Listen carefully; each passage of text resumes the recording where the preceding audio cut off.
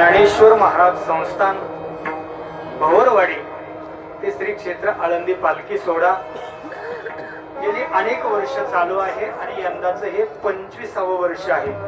रौप्य महोत्सवी वर्ष आहे आणि या दिंडी सोहळ्याच्या चालक या ज्ञानेश्वर महाराज संस्थानच्या संस्थापक अध्यक्ष हरिभक्तीपरायण महाराष्ट्रातील सुप्रसिद्ध कीर्तनकार भागवताचार्य आदरणीय कांताबाई महाराज सोनटक्के यांच्या अध्यक्षतेखाली मार्गदर्शनाने हा दिंडी सोहळा आणि श्री संत ज्ञानेश्वर महाराज संस्थानचा सर्व कारभार चालतो आहे आणि गेली 24 वर्ष झालेले आहे आणि यंदाचं हे 25वे वर्ष आहे पूर्ण होत आहे.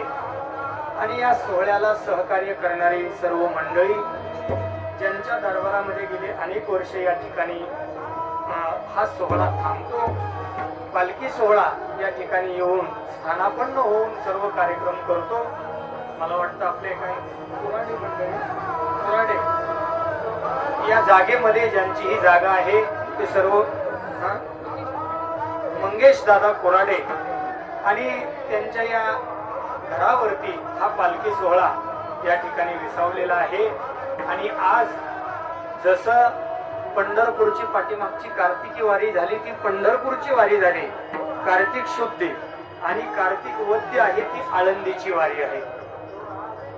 महाराज या माऊली ज्ञानोबरायांच्या दरबारामध्ये जेवढे काही भाविक मंडळी आपण गेली 5-7 दिवस चालत आलेला आहात आणि या वारीला आलेला आहात, आपण निश्चित ज्ञानोबरायांचेच आवडते नाही तर अखिल कोट ब्रह्मांड नायक भगवान पंढरीश पांडुरंग परमात्मा याची सुद्धा आपण सर्व वारकरी मंडळी आवडते आहोत. विठाला